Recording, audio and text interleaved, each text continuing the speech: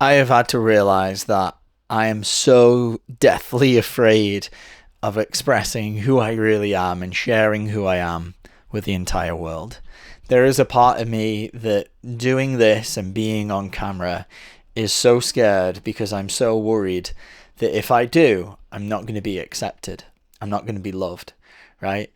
And when I get down to the root of it, it's all of this wounding that I have around not being feeling like I'm seen by other men or not feeling like I'm loved by my father. Now, this stems from, childhood wounding. This stems from, growing up and having a dad that clearly had a lot of trauma in his upbringing and to some degree is kind of dissociated. And this was my life experience is I could tell that my dad couldn't really see who I was, and this isn't to shame or judge him, but this is just to just look at things as the way of truth, right? If you don't know what the ways of oneness are, they are what I am actively becoming, the 20 universal ways of oneness. These are enlightened frequencies that you can become, taught by Rachel Fiore, CEO and founder of the school that I'm a coach at. So as the way of truth, right, I have to just look at the way that I was parented and what happened to me as a child as I was kind of growing up and developing. I didn't have a teacher. I didn't have a guide. I didn't have my first divine teacher, supposed to be your parent. I didn't have them showing me and guiding me that, like, you don't need to care about what other people think when you are coming from oneness. It doesn't mean that you never care about what other people think. Of course, you want to give a crap about other people, but their opinion is what you shouldn't care about, right? But there is still a part of me that does. There's still a part of me that's afraid to express myself, to show myself to the world, because if I do, I'm worried that I'm going to be attacked. I'm worried that I'm going to be ostracized. I'm worried that I'm going to be labeled as an other or judged or pushed outside of the realm of acceptance. And I can tell that what I came here to speak about and what I came here to be is something that is not socially accepted in the cult of patriarchy that we live in. So in this world, in this patriarchal world, in this cult system, we have learned to oppress and dominate the feminine. And so to connect to my soul and to bring that into this physical incarnation and live as that aspect of me is the feminine part of me, the divine creator energy. She is the energy, the divine feminine that births and gives life and transforms.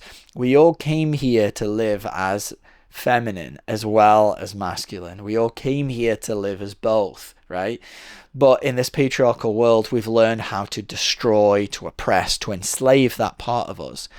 And so for me to open up and be online and start to share who I really am, to share that soul-centered divine feminine part of me, I know that there is going to be people out there, especially men, that have been conditioned and brainwashed to attack, to judge, to push outside, to realize that I'm pushing up against their programming.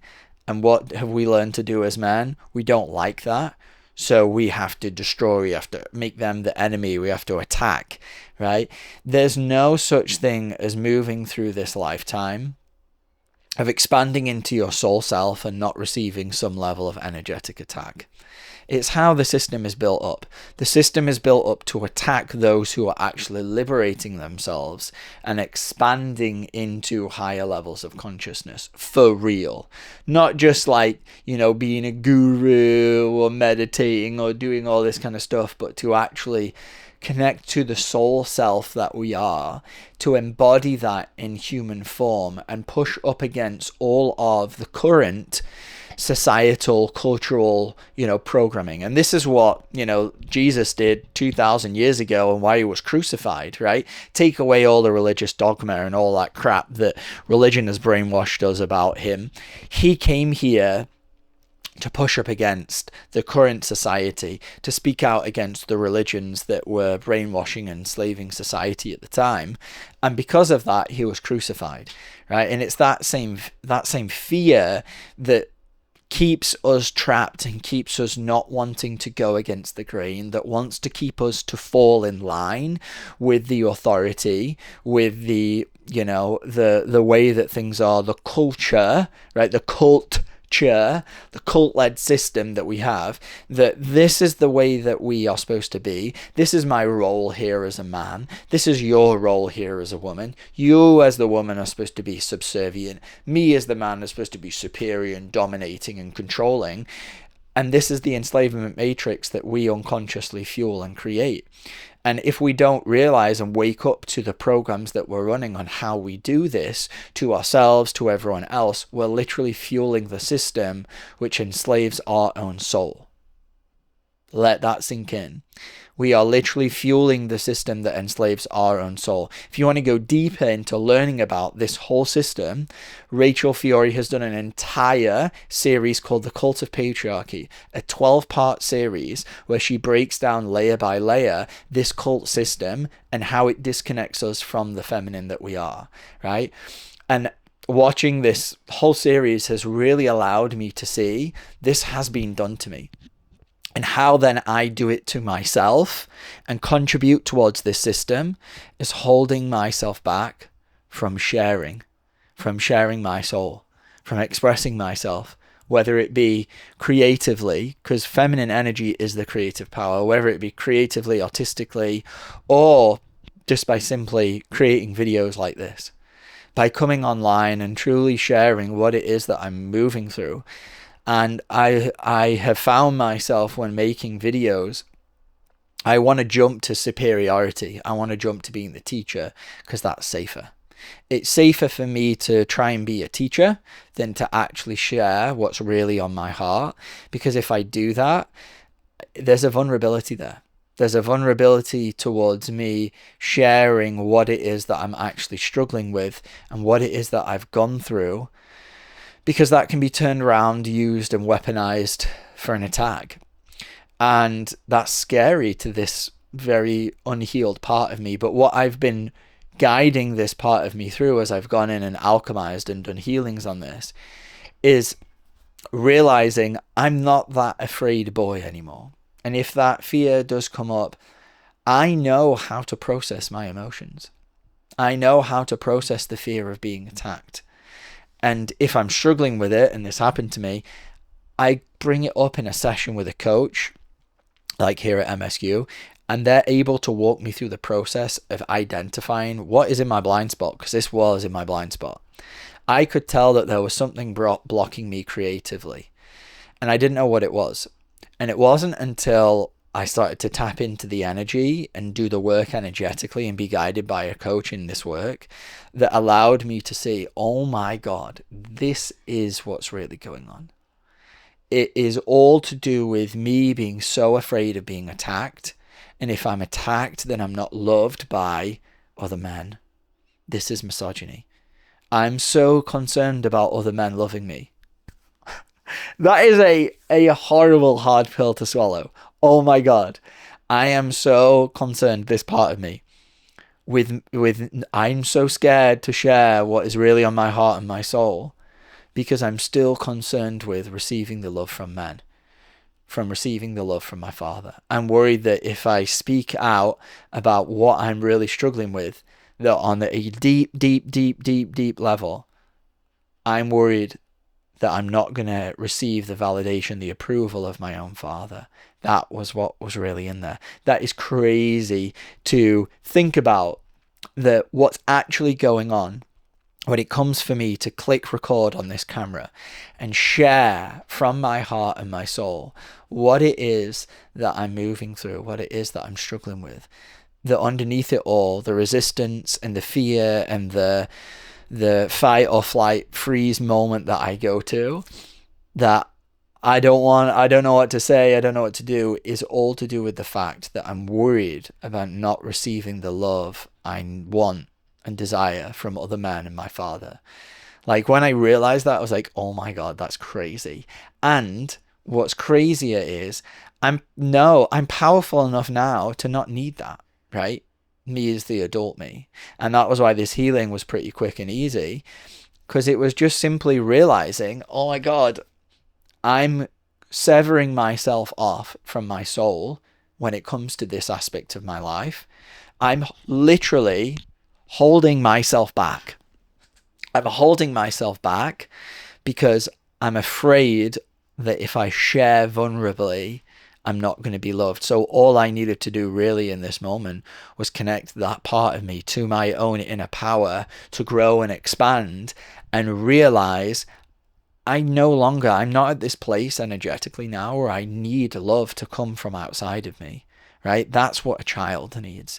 A child, when we're really young, we're showing up as children when we need something outside of us. This is part of our maturation process. We're not just born a baby and we've got everything we need. No, we're born this puddle of just pure potential consciousness and just innocence and purity, right?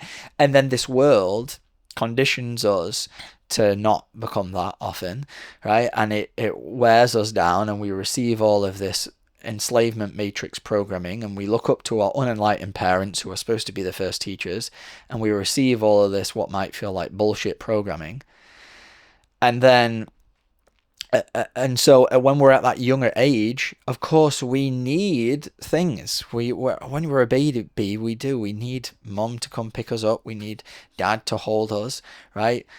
But we're not supposed to stay trapped there. We're supposed to learn energetically how to process that through our heart, learn how to activate our divinity and let our soul come online and become an independent, and this is what Rachel teaches, is divine masculine energy, to become an independent being, right? To live as that aspect of our soul self, to be independent, right? So any part of us that is still trapped wanting that love is an unhealed version of ourselves, because all we have to do in that moment is learn energetically how to guide ourselves back to oneness, to the soul that we are, activate and embody that level of our divinity. And this is what I taught that little boy of mine, that child version of me. And one of the moments that came up as I was moving through this healing, and I've come back here a few times, and it was this moment, and I can't remember exactly how old I was. I'm getting 5 right now when I'm hearing it. I was at school and there was we were having some kind of like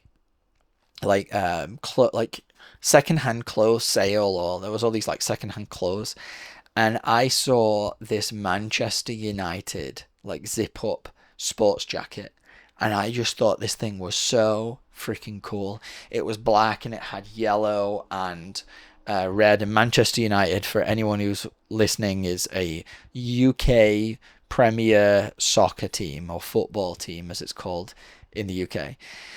And I grew up because my dad was obsessed with football, obsessed with soccer.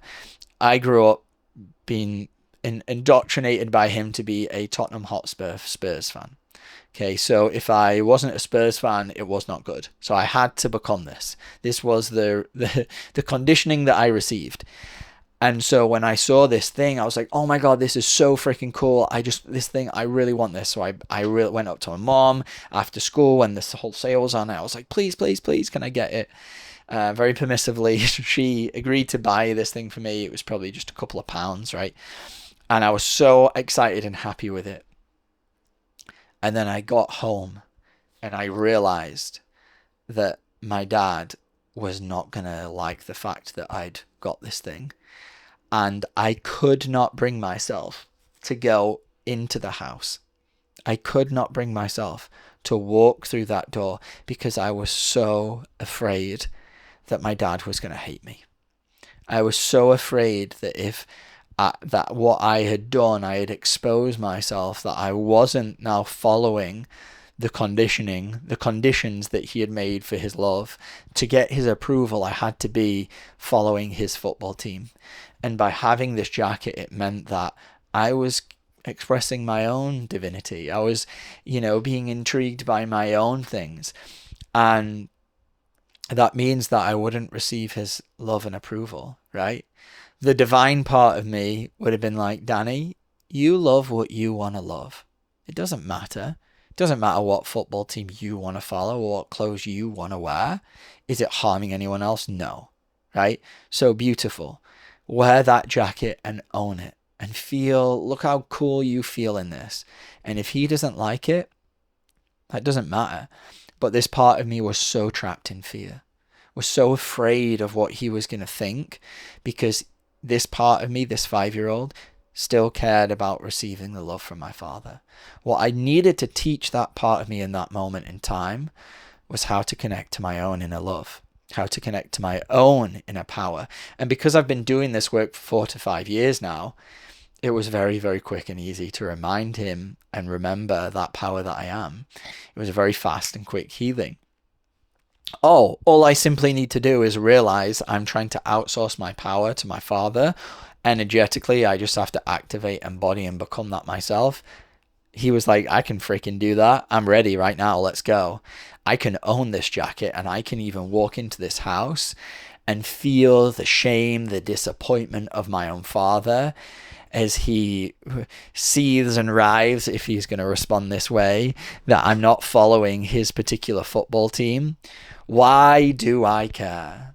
Where are the conditions to the love that he offers, right? And in actuality, obviously he wasn't mean and nasty about me wanting this thing. He had his programming. Of course, it's going to rub up against that, right? This was a life experience that I had to move through. I don't shame or blame or judge him at all for that. Obviously, he has received this brainwashing too, right? This is what he is attached to and he is into. But that part of me could not understand that at that time. I was trapped at a much lower level of my own consciousness.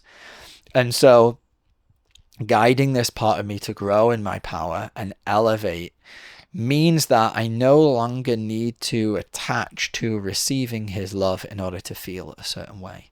Okay. And this is ultimate energetic freedom, right? This is how we move through our life connected to our divinity and our soul.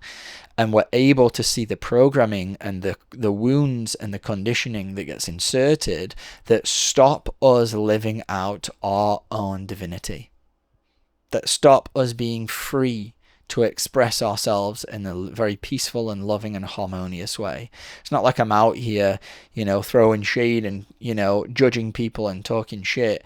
All I want to do is come on to this camera, come on to, we're talking about Instagram or YouTube, right?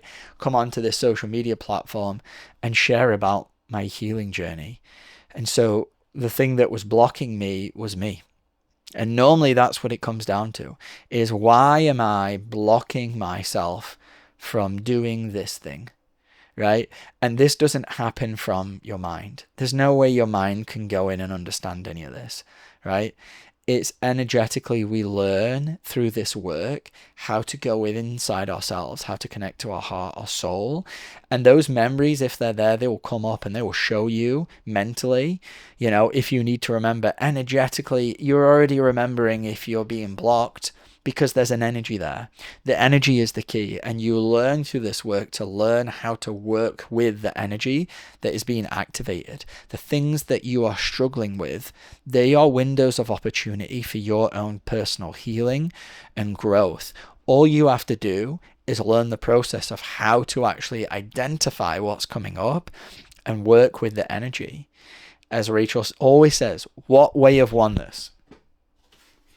Out of the 20 ways of oneness, which one of these ways was I needing to become? Well, I was needing to become the way of wisdom, which is I don't need to look towards dad anymore to receive the way of unconditional love. Right? There were conditions to the love that I was anticipating and receiving. And obviously the way of connection. I'm outsourcing that level of love and connection to somebody else.